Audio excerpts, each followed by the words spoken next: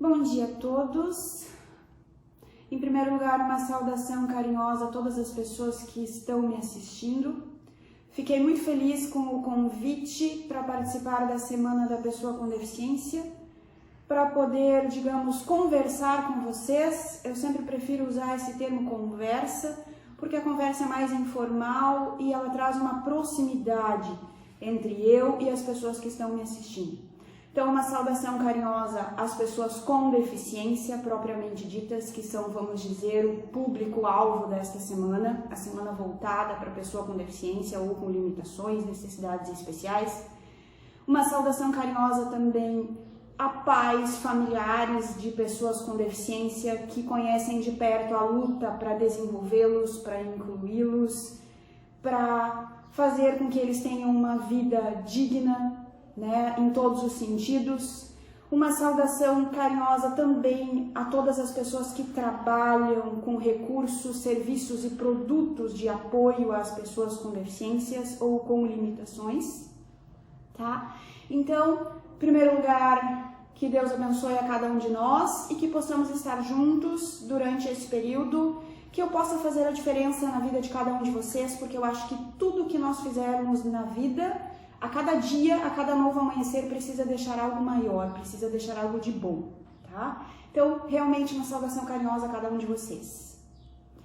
Em segundo lugar, meu nome é Priscila, tenho deficiência visual, baixa visão, tenho catarata congênita desde os 3 meses, 10% de visão, certo? Sobre a autodescrição, até para que algumas pessoas que sejam cegas ou não tenham possibilidade de me visualizar, tenho cabelos escuros, meio compridos, estou usando uma blusa rajada de azul, verde, branco, Costumo ser muito alegre, procuro ser sempre sorridente com as pessoas, até porque eu creio que um sorriso, ele faz a diferença na vida de quem se aproxima de nós. Então, essa seria a minha autodescrição básica, E, na verdade, eu fui a primeira presidente do CONPED de Veracruz. Para quem não sabe, CONPED, Conselho Municipal dos Direitos da Pessoa com Deficiência, tem como finalidade proteger e garantir os direitos da pessoa com deficiência, certo? Nunca havia sido criado o CONPED e eu tive a alegria de ser convidada para participar quando houve a criação e tive também a honra de ter sido a presidente. Foi criado no dia 21 de junho de 2011, estamos há 9 anos nesta caminhada. O que ocorre?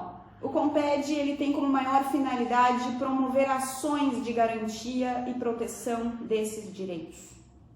E aí, vamos falar em direitos básicos. Vida, saúde, educação, alimento, acessibilidade, São os direitos primordiais, ou seja, fundamentais, que se fala quando refere-se a pessoas com deficiência.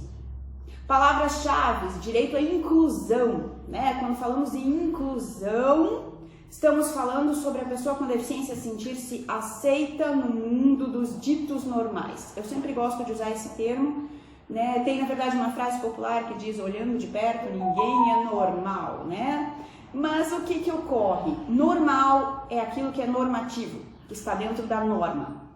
E, no geral, as pessoas que saem fora dessa norma ainda enfrentam este grande desafio de mostrarem que são capazes, que podem conseguir, mesmo da sua maneira, mesmo no seu tempo, mesmo que elas sejam fora da norma, Então, por que ditos normais? Porque, na verdade, essa norma, ela acaba muitas vezes sendo mais prejudicial no sentido de padronização excessiva do que benéfica, tanto para as pessoas com deficiência como para as pessoas que não têm alguma deficiência ou limitação, certo?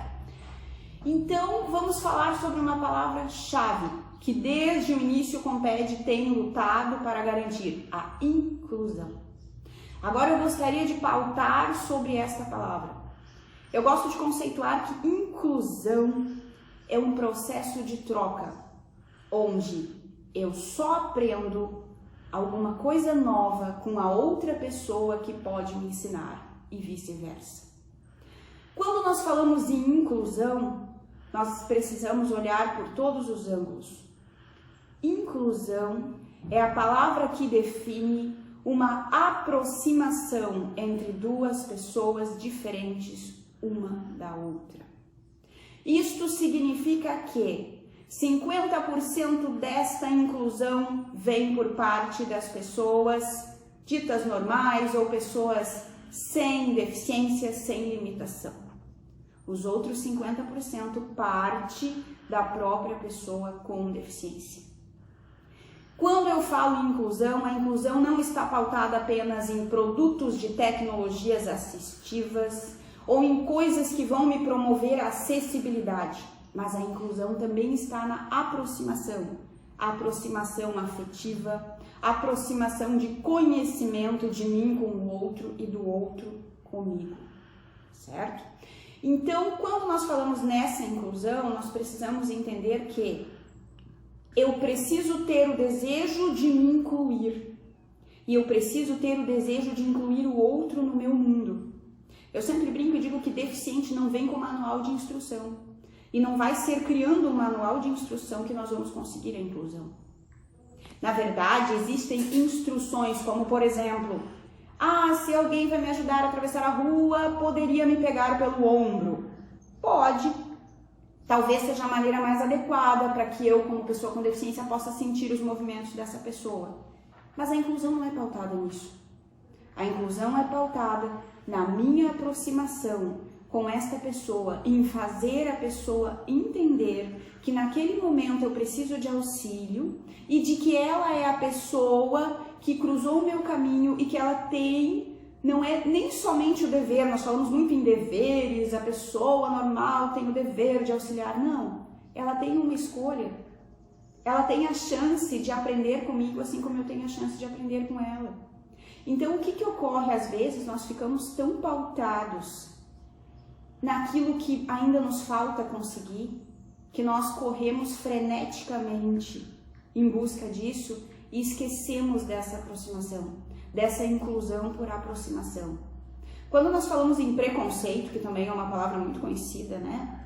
Eu sempre digo que preconceito é aquilo que a pessoa tem, é o conceito que ela tem antes de conhecer alguém com deficiência. Preconceito. Ela tem um julgamento, certo? Agora, eu sempre digo que a primeira e maior arma para combater o preconceito é o pós-conceito. O que seria o pós-conceito? É aquilo que a pessoa vai levar depois que ela me conhecer. Qual é o conceito que ela terá de alguém com deficiência depois que ela conhecer alguém com deficiência? E qual é o meu papel nesta construção do pós-conceito? Por exemplo, às vezes eu digo que existem diversos direitos, como eu citei, que o CONPED garante, né, protege, mas eu digo que existem alguns direitos que às vezes nós, enquanto pessoas com deficiência, nessa correria frenética de chegarmos a algum lugar, de chegarmos à superação, eu tenho que fazer isso, eu tenho que fazer aquilo, eu tenho que fazer aquele outro, eu tenho que me formar, eu tenho que conseguir uma graduação, uma pós-graduação, doutorado, enfim, né? Mestrado. Nós esquecemos de alguns direitos que nós também temos. E que estes direitos, eu gosto de sempre dizer que o CONPED não pode garantir, porque é um direito individual que nós podemos garantir. Vou citar alguns direitos rapidamente, talvez um dia faça uma live mais específica sobre isso, mas eu gostaria de citar como primeiro direito a receber manifestações de afeto e de cuidado. Por exemplo, superproteção deve ser moderada, porque é superproteção. Então, ela deve ser moderada, ela deve ser uma proteção. Agora, nem toda proteção é manifestação de afronta. Às vezes ela é manifestação de afeto. E nós temos, enquanto pessoa com deficiência, o direito de receber manifestações de afeto. Por exemplo, às vezes a pessoa vai me tratar por um apelido carinhoso, eu vou dizer, peraí, ela tá me minimizando, ela tá acreditando que porque eu tenho deficiência eu devo ser chamada por um apelido carinhoso. Não. Ela não está manifestando afronta, ela pode estar manifestando afeto. Ela está manifestando a preocupação que ela tem comigo. Outra questão fundamental, quando falamos em capacitismo, a ideia que as pessoas ditas normais têm de que um deficiente não é capaz. Nós precisamos também cuidar muito isso. Esta pessoa está desacreditando da minha capacidade porque ela acredita que um deficiente é necessariamente inferior a alguém que não tem deficiência? Ou ela não tem o entendimento ainda devido para conseguir discernir que mesmo com uma deficiência eu consiga fazer aquilo ali? Então quando ela vier e dizer, olha fulano, de repente deixa que eu faça isso aqui para ti, tu não pode fazer. Eu tenho que saber caracterizar e diferenciar se essa manifestação é uma manifestação de preconceito, de inferiorização, ou é apenas uma manifestação de cuidado, de proteção. E aí, muitas vezes, nessa correria de superação, nós acatamos tudo que recebemos como manifestação de afronta. Nós entendemos tudo que vem ao nosso caminho como manifestação de barreira. E se a barreira a gente tem que ultrapassar, a gente tem que destruir, se é obstáculo a gente tem que passar por cima. Será que é assim? Será que muitas vezes quando a pessoa vem e demonstra um ato até de super proteção, vamos dizer assim, ela pode estar desmedida, nós podemos ensiná-la com carinho, com gratidão a manifestação dela, de que ela não precisa nos super proteger porque nós já estamos num nível para conseguir fazer aquela determinada coisa sozinha. Outra questão, então, o primeiro direito é receber manifestações de afeto e poder diferenciar as manifestações de afeto da manifestação de afronta. O segundo direito, que eu acho fundamental, nós falamos muito em direito à autonomia e à independência. Agora nós temos um outro direito que às vezes nós podemos usar. Direito à humanidade, direito à dependência, direito à fragilidade, porque todo ser humano continua sendo ser humano, não interessa se ele tem ou não uma deficiência. Pode ter momentos que eu realmente não consiga fazer aquilo sozinha. E se eu não conseguir, não é motivo de vergonha e não é motivo de inferiorização naquele momento eu não saber fazer aquilo ou eu não conseguir fazer aquilo. Um exemplo prático, esses dias fui atravessar a rua, estou acostumada a atravessar a rua sozinha, mas naquele dia o sol estava numa direção complicada e eu fui atravessar a rua, então eu percebi essa dificuldade maior. Justamente vinha vindo alguém, que eu digo sempre que Deus coloca no nosso caminho, pessoas para nos auxiliar, vinha vindo alguém e o rapaz até era professor, de longe eu nem visualizei, e ele disse, tu quer ajuda para atravessar a rua?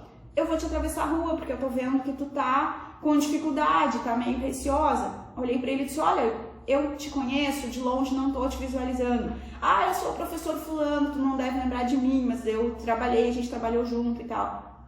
O rapaz veio, gentilmente me tomou pela mão e me ajudou a atravessar a rua.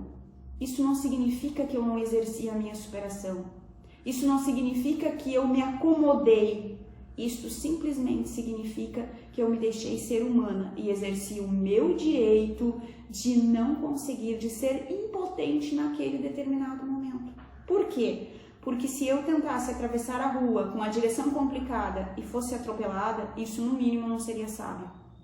E nós precisamos discernir estas coisas. Eu sempre falo nos benefícios e malefícios da tecnologia assistiva. O que acontece?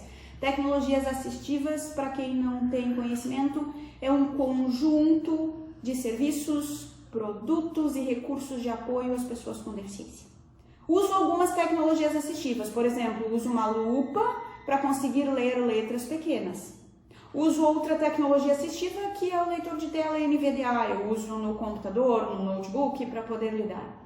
São tecnologias excelentes. Elas promovem a acessibilidade, sim, mas a tecnologia assistiva, tu precisa ter um cuidado muito grande para que ela não se torne parte dessa correria robótica e frenética por superação, e que ela não se torne um meio de que tu esqueça dos teus direitos de aproximação com os outros. Por exemplo, eu não preciso de uma tecnologia assistiva para eu ir no mercado, eu apertar um botão e aquela tecnologia dizer para mim exatamente o que tem no mercado, para ela fazer a autodescrição de tudo. O que ocorre? Eu posso usar a tecnologia assistiva quando me convém. Eu sempre digo que a tecnologia assistiva depende de nós, não nós da tecnologia assistiva.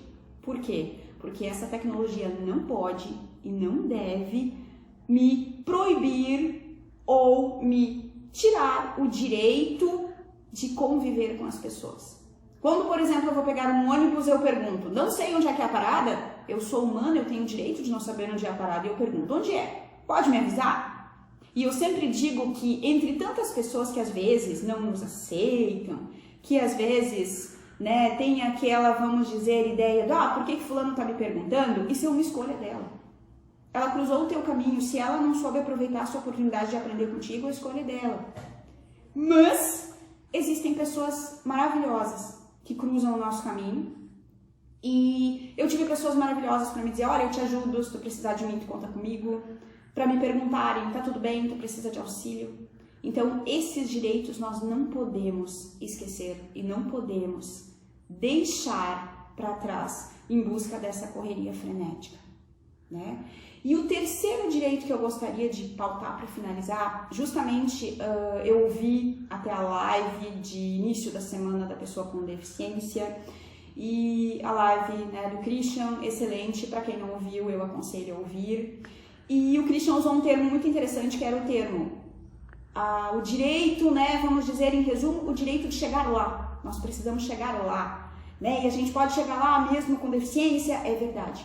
Aí eu vou fazer uma reflexão, até onde uma pessoa com deficiência pode chegar?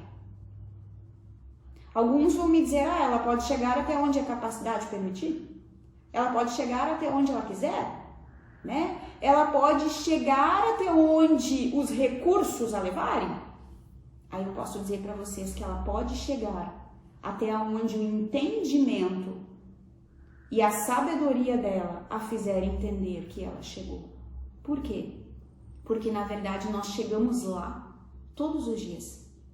Um deficiente, ele chega lá quando ele acorda de manhã, quando ele consegue levantar e sorrir mesmo em meio às dificuldades, quando chegar ao meio do dia e ele muitas vezes ultrapassou as adversidades das situações e levou o seu dia adiante, e ele chega lá no fim do dia, quando ele deitar na cama e cumprir o propósito daquele dia.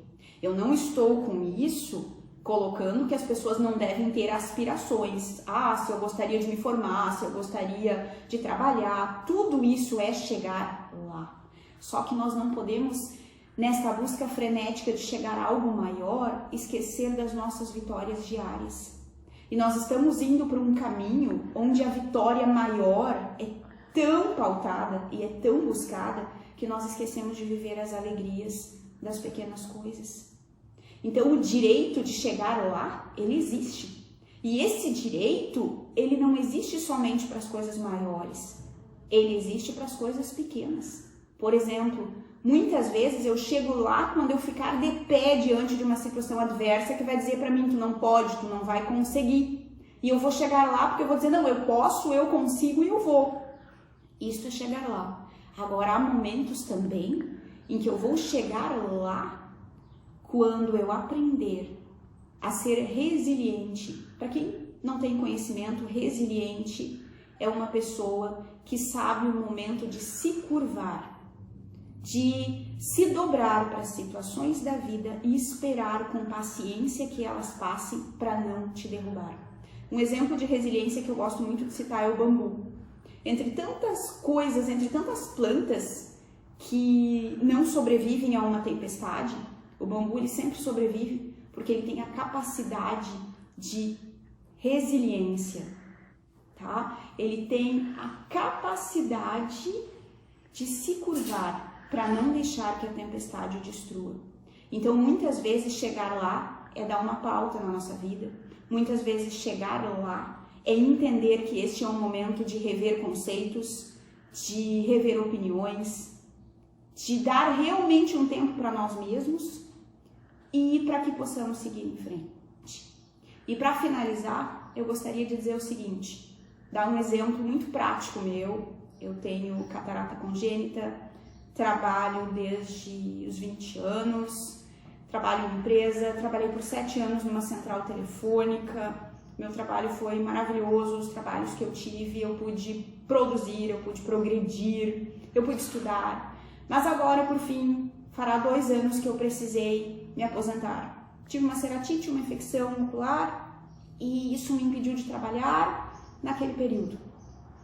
E essa situação tornou-se maior do que a minha vontade de progredir e de trabalhar fora. E aí eu tive uma experiência maravilhosa. Eu descobri que eu podia chegar lá todos os dias, quando eu acordo de manhã, quando eu me tornei estudante de reeducação alimentar, quando eu fui aprender receitas novas e coisas que a correria do dia a dia do trabalho não me dava tempo para fazer.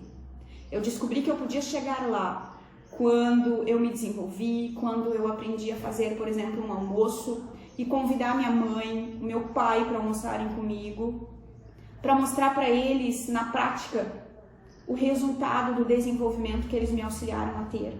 Porque na verdade eu sempre digo que os meus pais se formaram em amorologia quando eu era muito pequena. Minha mãe me ensinou a ler quando eu tinha 3 anos de idade.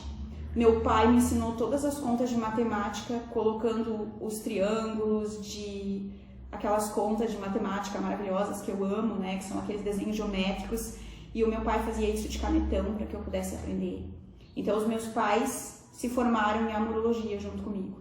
Se hoje eu sou desenvolvida, eu só tenho a agradecer primeiramente a Deus e depois a eles e a muitas pessoas que cruzaram meu caminho.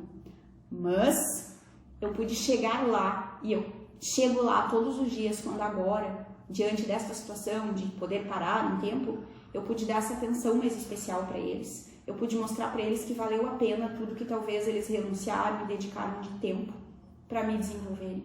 Eu pude chegar lá quando eu tive uma situação adversa, que foi um luto, o falecimento do meu irmão, e eu pude estar como braço direito deles, porque se eu estivesse trabalhando, com certeza eu não teria esse tempo todo.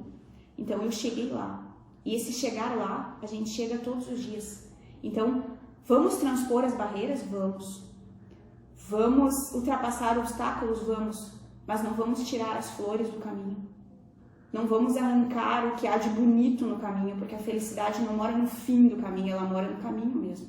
É no caminho que a gente encontra a felicidade, nos pequenos e os mais ricos detalhes da vida, tá? E para deixar isso para vocês, então a última mensagem que eu gostaria de deixar é o seguinte: Semana da Pessoa com Deficiência é semana de novas ideias e semana também de ação de graças.